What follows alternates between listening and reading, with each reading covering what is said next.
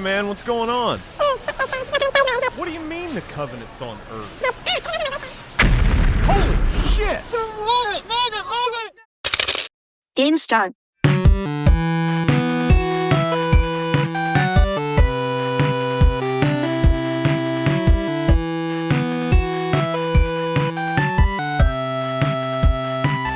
Hey, welcome back, or for my first-time listeners, welcome to the Average Joe Nerdcast.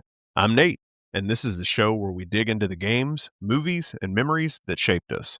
Sometimes it's history, sometimes it's story time, sometimes it's just me ranting like a guy who's had too much Mountain Dew game fuel. Basically, this is me finding new excuses to talk your ear off about nerd shit. Last episode, we broke down Halo Combat Evolved, how it sold the Xbox, why LAN parties were our church, and why the flood traumatized us in the best way possible. But today we're going bigger. Halo 2. The sequel Bungie hadn't planned for, and quite frankly, didn't want to make. The sequel Microsoft had to have, and the game that didn't just sell consoles, it turned online gaming into a way of life. Real quick though, need you to hitch up that time travel harness, because we're dialing the Wayback Machine to 2001. Yes, it's going to be quick. No, you can't bring snacks. You'll get crumbs everywhere. You're hungry now? I'll wait, I guess. For everyone else, buckle up. We can fill them in later.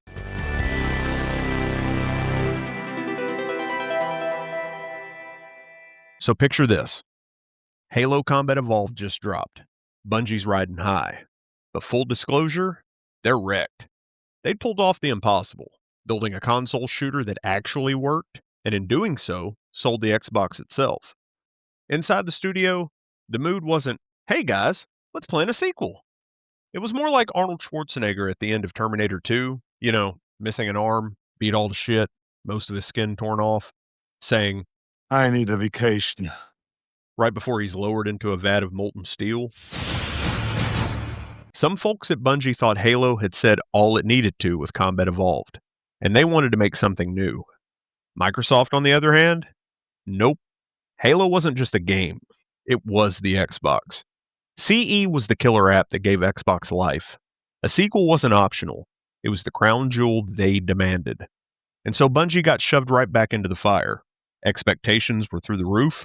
From that pressure cooker crucible came the now famous mantra, building a cathedral out of a hurricane. And that's not just Bungie being dramatic. That was reality. Coding like mad, nights without sleep, deadlines bleeding. It was Rome construction in a thunderstorm. Now, hurricanes don't just tear up buildings, they wash away people too. And Bungie, their leaders were dropping like flies. So let's drop some names. Jason Jones, Bungie co-founder, CE's creative compass. After CE, he was burnt out. He drifted into sabbatical mode and was absent through much of Halo 2's chaos.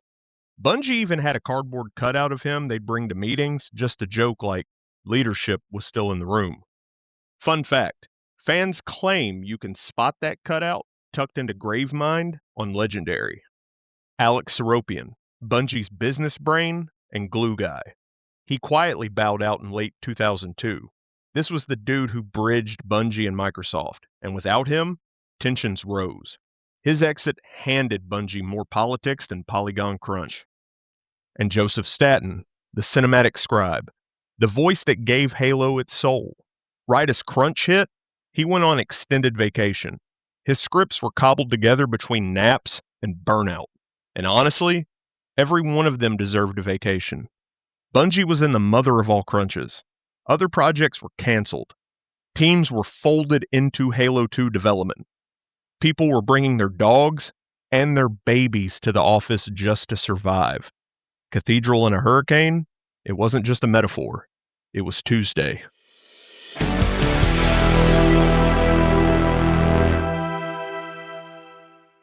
Now, with leadership scattered or gone, Halo 2 became development by committee. Brilliant people were everywhere, but there was no single thread tying it all together. Different sub-teams were chasing different dreams. One focused on the shiny new graphics engine, another on cinematic storytelling, and another on the multiplayer systems. Ambitious? Absolutely. Cool? No doubt. But there wasn't enough runway to land all of it cleanly. That's why the metaphor hit so hard. It really did feel like laying bricks while a tornado ripped the blueprint right out of their hands. Bungie was aiming for grandeur, but doing it in pieces, hoping it would all sync up at the 11th hour. And the truth is, Halo 2 barely did. Whole levels vanished. The third act got axed entirely. Scripts got rewritten on the fly. Bungie devs have admitted it. They were trying to cram 10 pounds of game into a 5-pound bag. But here's the miracle. Even through all that chaos, Bungie delivered something that redefined console gaming. And that tension, the brilliance, and the scars is exactly what makes Halo 2 such a fascinating paradox. And that lack of cohesion led straight into the chaos. Bungie was trying to pull off more than any studio had ever attempted at the time. The brand new graphics engine, more cinematic cutscenes, better storytelling, and more playable perspectives. Ambitious levels, massive systems, most of which got cut. And oh boy, the cuts. If you've ever seen the E3 2003 Halo 2 demo, you know it looked insane. Dual-wielding, dynamic encounters, beautiful environments. But here's the kicker. A lot of it was just smoke and mirrors. A vertical slice polished for E3, running on code Bungie knew was held together with duct tape. Behind the curtain, they were panicking. Entire planned missions never shipped.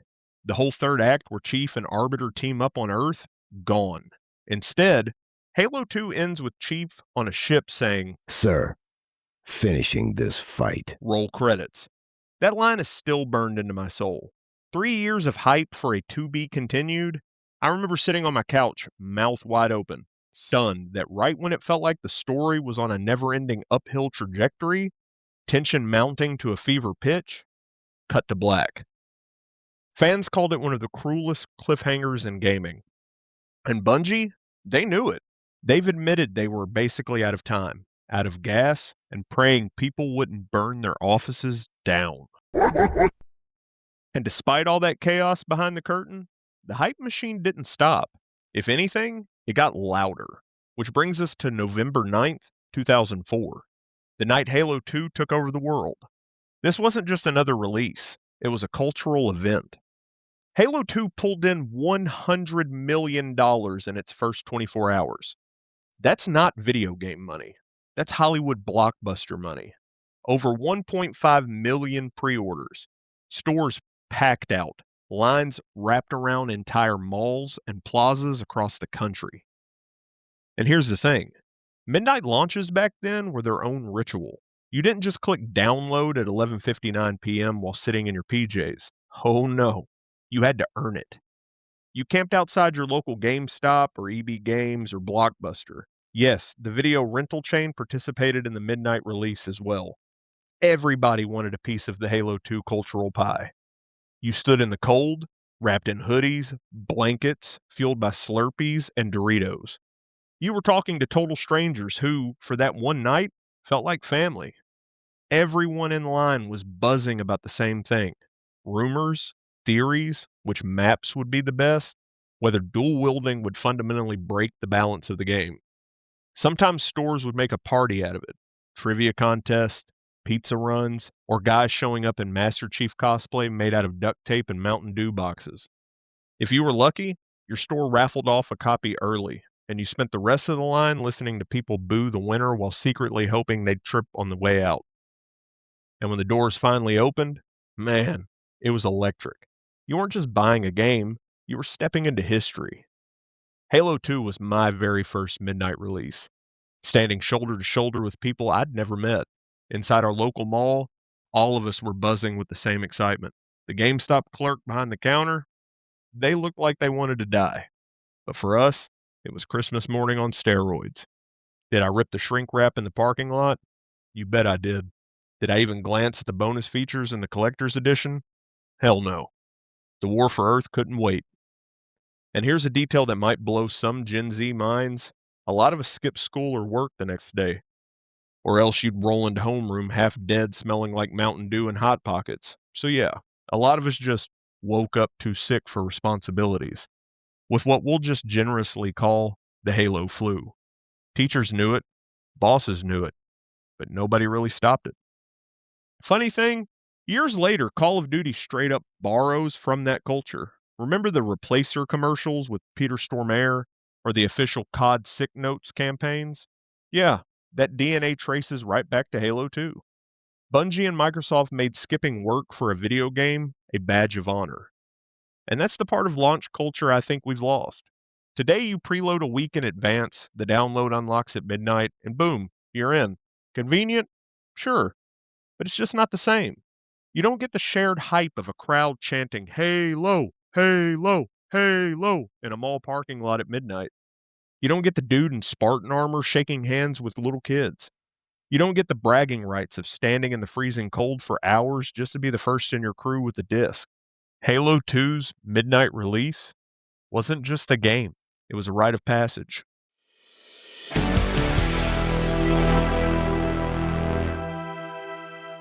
So, that was launch day. Pure electricity. But the magic of Halo 2 didn't stop at midnight. Once people got home and logged on, everything changed. If the campaign split fans, the multiplayer united us, and it was the birth of online console culture. Halo CE gave us LAN parties, dragging CRTs into basements, drowning in pizza grease and extension cords. But Halo 2 gave us Xbox Live. That was the leap. Suddenly, it wasn't just about beating the kids down the street. It was about testing yourself against the world. Matchmaking, clans, service records. Halo 2 didn't just add online multiplayer, it wrote the fucking playbook for the modern FPS. Now, a lot of people's first live experience was brutal. They'd hop in wide-eyed, get stomped, and never forget the names they were called. And yeah, that's where Call of Duty eventually picked up the torch and ran with it. But me? Oh no. I promise I'm not trying to toot my own horn here, but Halo was my shit. I wasn't the one getting wrecked. I was the one doing the wrecking. I was a terror on the battlefield. I was that guy. The hyper-lethal vector, if you will. Spartans, you'll get the reference. If you saw my emblem on the other team, you knew a two-piece and a teabag was coming. And all of this bravado, this swagger, it didn't come out of nowhere. It was forged in the fires of Halo CE LAN parties. Countless nights, 2 to 4 TVs crammed into a basement or living rooms, your friends and their friends all packed wherever they could find a seat, extension cords everywhere, enough trash talk to make a sailor blush. That was my training ground. CE prepared me for Halo 2. So when Xbox Live came around, I wasn't wide-eyed and scared. I was ready. Halo 2 didn't humble me. It gave me a bigger stage. And Halo 2 was where the community really took shape. Clans forming, rivalries brewing, late-night grind sessions to climb the ranks. And it all felt bigger because it was online. You weren't just telling your buddies in class about who you stomped last night. You were part of a global scoreboard. LAN parties had screen peekers, Xbox Live had rage quitters, and Halo 2 made both feel legendary. The maps became landmarks in their own right. Lockout, Midship, Zanzibar. Everyone had their favorite, and the Zanzibar demo at E3, that map's destructible gates and spinning turbines set hype on fire for months before release. But here's what Halo did beyond gameplay. It made online culture personal. You weren't just player one anymore. You had an identity, a gamer tag, a service record. And for me, it went deeper than weapons and maps. Halo 2 introduced emblems, your personal mark in the arena. The first time I booted up Halo 2 multiplayer, I picked one that felt like me, the Skull King. And here's the kicker. I've never changed it. Not once. Not through Halo 3, Reach, even Infinite. My emblem has always stayed the same. It's my emblem. My legacy. And it stuck with me so hard that years later, I had it tattooed on me. So I'd never forget what Halo 2 meant. The game, the history, and the friendships it gave me. All right, you know I've got to do it. We did CE, so here's my top 3 Halo 2 weapons. At number 3, the Energy Sword. In CE, it was untouchable. In Halo 2, it was wieldable. Suddenly, every match turned into an anime duel. Did you ever lock eyes with someone across lockout and both of you lunged at the same time? Chef's kiss. At number 2, the battle rifle. This was the gun that defined Halo 2 multiplayer. 3-round burst, precision, dominance at mid-range. If you were nasty with the BR, you basically ran the lobby. And at number 1, the pistol. Oh, wait, no. The M6D God pistol from CE got nerfed hard. So in Halo 2, the throne belongs to the SMG. Not because it was the most powerful, but because dual-wielding 2 of them made you feel like John Woo in space. Plasma pistol plus SMG was the ultimate shield-melting combo. So those are mine. But hey, hit me up in the comments or socials with yours. Were you rocking the BR, slicing with the sword, or just that guy camping with a shotgun in the corner? We all hated you, by the way. Especially you, Corey. Thought we forgot about your shotgun corner sprees, but we fucking didn't. Don't make me take off my belt. Alright, now that we've got weapons out of the way, let's zoom out. Because Halo 2 didn't just tweak the arsenal, it overhauled the entire sandbox. Halo 2 didn't just carry over Halo CE's fundamentals. It doubled down and stacked more on top until the sandbox felt alive. Weapons first. Halo CE gave us the pistol, the assault rifle, and plasma toys. Halo 2 expanded the arsenal with dual wielding. For the first time, you could grab 2 SMGs or mix and match.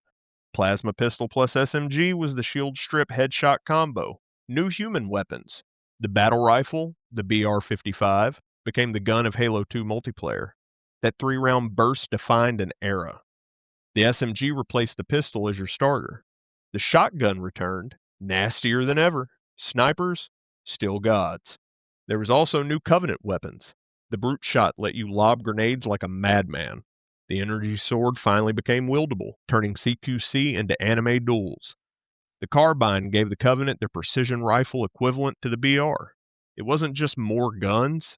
Each one slotted into a triangle of power and counters, creating a playground of strategies. And vehicles got the same treatment. The Warthog, of course, was back, with variants Chain Gun and Rocket Hog, and later, the Gauss. The Banshee wasn't just for campaign anymore. You could rain chaos from above in multiplayer. New rides like the Spectre, Covenant War Jeep, added spice. And of course, the Scorpion, still the king of battlefield trolling. And then, the enemies. Halo CE gave us elites, grunts, jackals, and hunters. Halo 2 added brutes, big, angry, mean, who'd later become major villains in the lore. Drones, or buggers, swarmed the skies and forced vertical fights. The Flood returned too, nastier with new forms. Brute combat forms charging you with raw aggression? Yikes. Halo 2 wasn't just about more stuff. It was about variety. Every encounter could play out differently depending on what you picked up, what you hopped into, or what enemy type dropped into the fight. It made the sandbox completely unpredictable, chaotic, and endlessly replayable. But Bungie didn't just expand the playground. They amped up the atmosphere too. So let's talk about the music that turned firefights into rock operas. Halo CE's music was iconic. That monk chant is still burned into our DNA. But Halo 2 turned everything up to an 11. Marty O'Donnell and Michael Salvatore came back, but this time they weren't alone. We got full orchestras, layered choirs, oh yeah, Steve Vai shredding on electric guitar in the main theme. The first time that riff hit, it was Halo telling us, yeah, we're not just a game anymore. We're a rock opera in space. And Bungie leaned into the era. Incubus composed entire suites for the Gravemind sections. That moody alternative rock sound was everywhere in the early 2000s. Halo 2 didn't just use it, it embodied it. Culture tooltip. If you've ever wondered why every early 2000s sci-fi trailer sounded like someone whisper singing about their feelings over distorted guitars, yeah, that was Incubus, and Halo 2 had them scoring the literal voice of the apocalypse. And Breaking Benjamin dropped a soundtrack track that ended up fueling countless Slayer matches. I had the CD, and it played on repeat in my Walkman. Hey, I'm trying to record here. What? They don't know about it. A Walkman? Some of the people have no clue what a Walkman is. All right, you know what that means. It's time for Vintage Tech PSA. A Walkman was basically a brick you stuffed a CD into so you could look cool on the bus. Think Spotify, but with terrible battery life and the constant fear your disc would skip if you fucking sneezed. In 2004 was peak burned CD culture, and Halo 2's soundtrack sounded like the mix your older cousin made for his Pontiac Sunfire. Listen, guys, I'm going to need some audience participation, and you're just going to have to Google what I just said. We've detoured enough. But here's the genius of Marty and Salvatore. It wasn't just about the music. It was about the timing. Firefights surged with pounding percussion. Arbiter missions dripped with solemn alien chants. And when the flood arrived, the score went from war drums to whispered dread, like you just stepped into a cosmic horror movie. Halo 2 wasn't just seen, it was felt.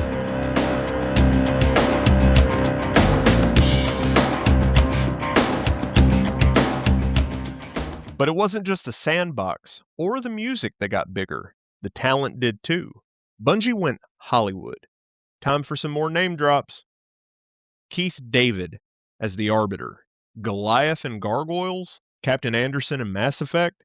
His voice made the Arbiter arc work. Ron Perlman as Lord Hood, Hellboy himself, pure gravitas. David Cross, Marine comic relief. Tobias Funk in Body Armor, improv lines that turn firefights into stand-up comedy.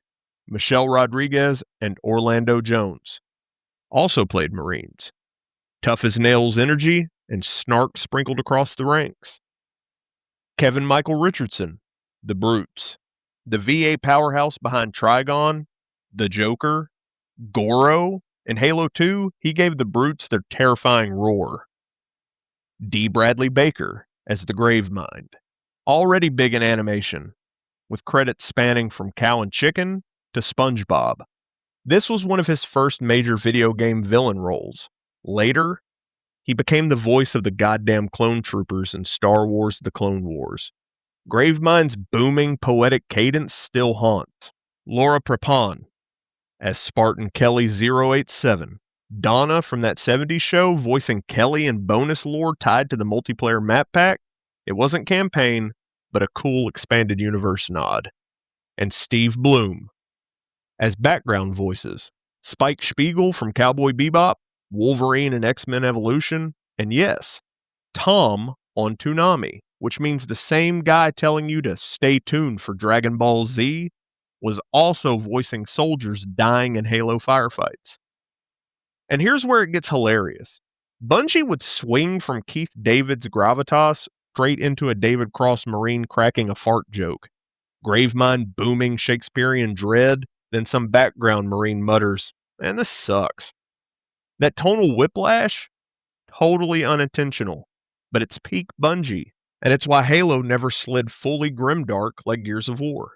It balanced operatic stakes with goofy Marine chatter and grunts screaming, "Not again!" after sticking themselves with plasma grenades. That balance made Halo feel alive, serious, epic, but never afraid to laugh at itself. Dear humanity, we regret being alien bastards. We regret coming to Earth. And we most definitely regret the Corps just blew up our raggedy-ass fleet! Hoorah! And for the first time, Bungie cracked the lens wide open. It wasn't just about Chief anymore. The story split perspectives and pulled us inside the Covenant. Through that shift, Bungie revealed their politics, their religion, their fractures. Suddenly, these weren't faceless aliens. They had honor, betrayal, and redemption arcs of their own. Tutorial pop-up in real life. Imagine buying a new Call of Duty and halfway through the campaign, surprise, you're not the good guy anymore. You're the terrorist you've been fighting. That's what Halo 2 did in 2004. Think of it as the sudden shock of No Russian from MW2 years before. No Russian existed, except stretched into half a campaign. The prophets, truth, mercy, and regret, they weren't just alien bosses. They were manipulative cult leaders, scheming zealots driving an entire species to fanaticism. Halo 2 didn't just give us villains, It gave us politicians. Then came the Brutes, space gorillas with hammers and really short tempers. They weren't just new enemies, they were a statement. Their rise inside the Covenant set up a civil war, a split that reshaped the entire saga. Patch notes for the youth inbound. Now imagine your favorite game drops a patch, and suddenly there's a brand new weapon that's completely broken. It melts everyone. It throws the balance out of whack, and overnight, the entire meta shifts. That was the Brutes. And of course, the Gravemind. The Flood weren't just zombie aliens anymore. They had a voice, a will, a terrifying intelligence. D. Bradley Baker turned the Gravemind into a swamp poet nightmare, speaking in riddles that were somehow both biblical and grotesque. We exist together now. Two corpses in one grave. Yeah, sleep tight after that one. Millennial Translator, online. Now imagine the creepiest Discord mod you've ever met. The one who knows way too much lore, types in full Shakespearean sentences, and insists on monologuing at 3 a.m. in fucking voice chat. That was the Gravemind, except he wanted to consume the galaxy while he lectured you. And let's not forget Earth. For the first time, the fight came home. New Mombasa's skyline under Covenant assault, Halo wasn't just about some far-off ring anymore. It was about humanity's survival. Retro side quests begin. Picture a Fortnite live event. You're logged in, and all of a sudden the sky cracks wide open. The whole map changes. Now swap Travis Scott for alien warships glassing an African megacity. That's what New Mombasa felt like.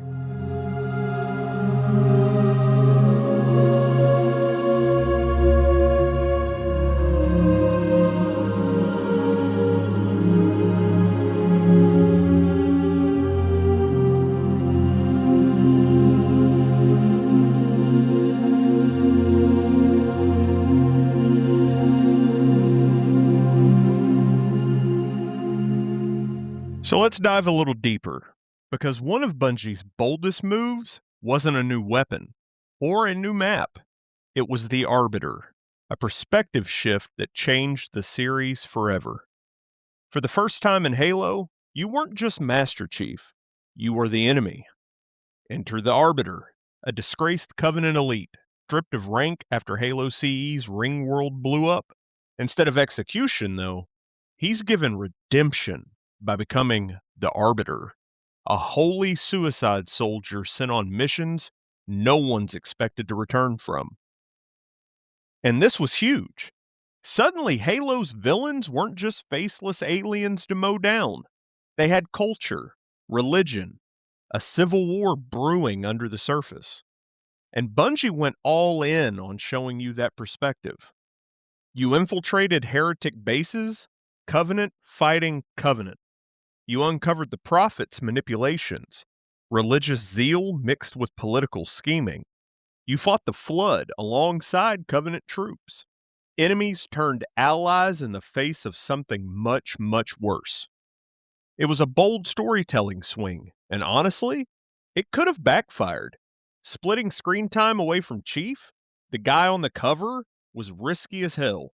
Some fans hated it, others absolutely loved it. You can count me in the latter. But here's the kicker. Bungie originally planned for Chief and Arbiter's stories to converge in a massive third act on Earth, team up against the Covenant and the Flood in an epic finale. But that all got cut. Instead, we got one of the most infamous mic drops in gaming history. Sir, finishing this fight. Roll credits. Fans were furious. Forums lit up online, people wrote essays and rants, memes before memes were even memes. Bungie's devs have admitted that ending was a direct result of running out of time, not a grand plan. They wanted more. We wanted more. But the hurricane swallowed the cathedral. Still, the Arbiter changed Halo forever, adding depth, giving us Keith David's performance, and setting up one of gaming's most unexpected rival-to-brother arcs in Halo 3. If they came to hear me beg, they will be disappointed.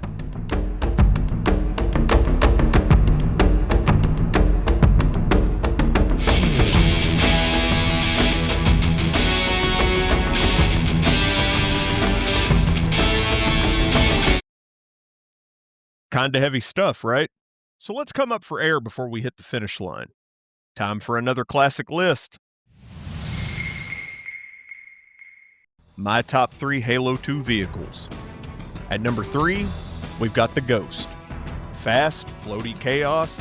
Half the fun was boosting straight into someone and pancaking them into oblivion. At number 2, I'm going to give it to the Banshee. Aerial combat went next level.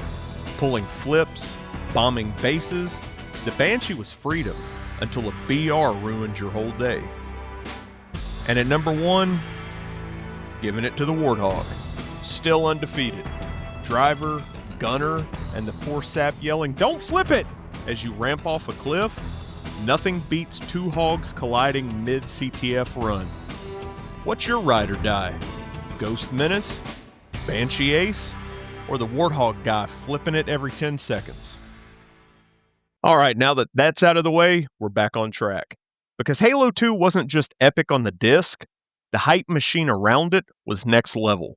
And nothing proves that more than the infamous I Love Bees campaign. There was no TikTok, no trending hashtags. Viral marketing was the Wild West. Bungie didn't just drop a trailer, they gave us an alternate reality game. A weird URL flashed at the end of a Halo 2 trailer. If you typed it in, it looked like a hacked beekeeping website. Garbled text, error messages. Most people clicked away, but Halo fans dug in. Hidden messages, coordinates, time codes. Then it got even wilder. Payphones across the country. Yes, payphones. Lost artifacts of the 2000s. A payphone was a giant metal smartphone bolted to the sidewalk that only made calls in 8 quarters. So these payphones started ringing at exact times. Gamers showed up at phone booths, IRL, answered calls, and got code phrases that unlocked pieces of Halo 2's backstory. Groups organized online, racing around cities like a spy thriller. Nerd chaos at its absolute finest. Me, I wasn't running to payphones, but I watched it unfold on forums, and it felt like these people were living inside of a movie. Imagine checking a random website, and suddenly you're in a live-action Halo prequel. That's what it was. And I Love Bees wasn't fluff. It told a legit story. A ship AI crash landing on Earth. Lore that fed into the universe. They were living Halo before the disc ever dropped. By November, anticipation wasn't hype. It was a ritual.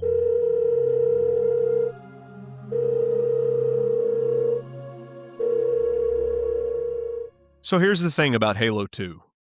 It's messy, no doubt. Whole levels were cut. Campaigns stitched together. Ending on a cliffhanger so brutal fans are still joking about it to this day. But revolutionary? Without question. And here's the wild part. Despite all that chaos, the missing third act, the rewrites, the crunch, a lot of players still call Halo 2 the best campaign in the series. Now think about that for a minute. Bungie building a cathedral in a hurricane somehow delivered a story that still held up as the peak of Halo storytelling. That's insane. As a story, it was daring but fractured. The Arbiter arc was bold, but losing the third act left it lopsided. Sir finishing this fight, coldest mic drop, most infamous cliffhanger. As a platform, Halo 2 birthed modern online gaming, matchmaking, clans, lobbies, stat tracking. The shooter playbook we still use to this very day. As a phenomenon, $100 million in 24 hours? That's movie money. Midnight launches as rites of passage. Online trash talk becoming folklore. Halo wasn't just a game, it was the cultural bloodstream. And for me personally, CE was where I cut my teeth, but Halo 2 is where I found my identity, my emblem, my clan, my crew. That was my tribe. And yeah, a lot of us have gone our separate ways. Life's kind of funny that way. Some have moved, some drifted, some stopped playing games entirely. And some of those Spartans, they're missing in action. For those who know what that means, nothing more needs to be said. But wherever they are, I hope life's treating them well. I hope every once in a while they think back to that era as fondly as I do. I'll raise a glass to them. There's a Gravemind line in Halo 2 that's always stuck with me. Silence fills the empty grave now that I have gone, but my mind is not at rest, for questions linger on. I will ask, and you will answer. It hits different when you think about memory and community, because we are our memories. The recalling of them, the holding on to them, that's what keeps them alive. Lose that, and that's the real death. So I'll throw this question to you.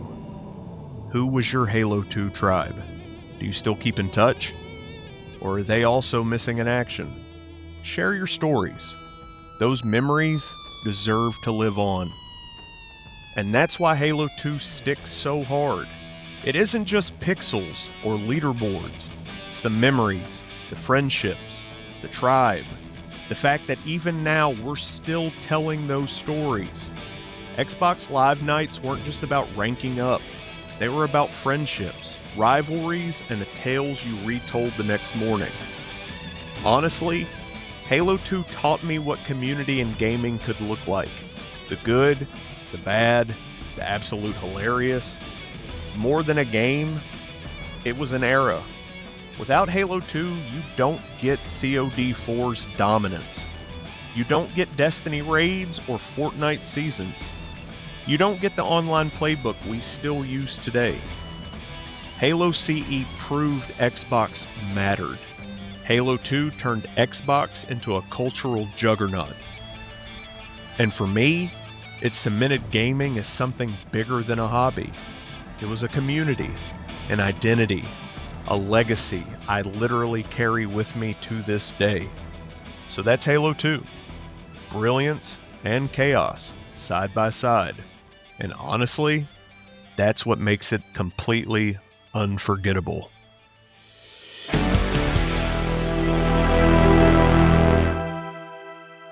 All right, I've taken up enough of the spotlight. Before we wrap, let's fire up this week's community save file where the Average Joe Nerdcast family gets the spotlight. On the What Do You Remember Most About Arcades post, Robert posted a photo of that classic Rampage cabinet, reminding us that sometimes the best arcade memory is pure monster destruction. Over on Memory Card Monday, Dylan took us straight back to the Hoenn region. Little basic, but Pokemon Emerald with my shiny Blastoise and Moltres takes me back. Now that's some serious cartridge flex. And for Hot Take Tuesday, we're giving it to Dylan again, and he didn't hold back. Fortnite was the worst thing to happen to the video game industry. Now whether you agree or not, that's the kind of bold take that keeps Tuesdays spicy. We also had a blast with Nerd Draft Night, Skynet Edition. I dropped my squad of Master Chief, Solid Snake, Cloud Strife, and Leon Kennedy. But Amber countered with Sephiroth, the Lich King, Batman from Arkham Knight, and Ganondorf, a team less about survival and more about total world domination. We love it. Poll-wise, we've got a survival horror showdown running. Silent Hill versus Resident Evil 2, and a throwback face-off between Final Fantasy VII and Ocarina of Time. Votes are still trickling in, so swing on by the page and cast yours. Want to hear your name on next week's show? Drop your thoughts on Facebook or Instagram or X, but if you're not on socials, send a note to averagejoenerdcast@gmail.com. Questions, comments, hot takes, bring them all. Now that's going to do it for this week's community save file. Let's roll into those closing credits.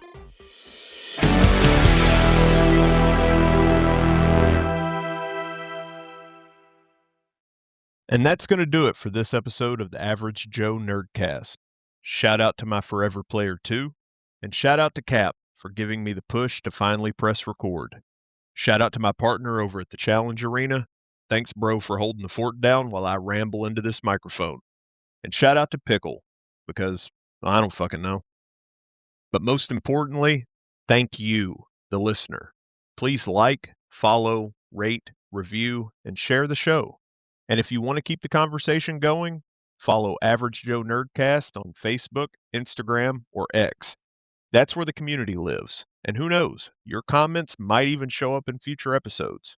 Next time, we're tackling Halo 3, the finale to the original trilogy, the cultural peak of the franchise, and the midnight launch that felt like a global holiday, and the game that finally let us finish the fight Bungie started back in 2001.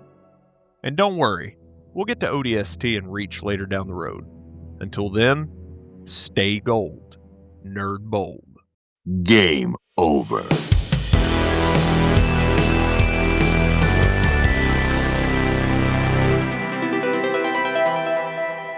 Silence fills the empty grave now that I have gone. Well, that's comforting. Totally fine. Nothing ominous about that at all. And, I don't even fucking know if you can teabag that big-ass thing.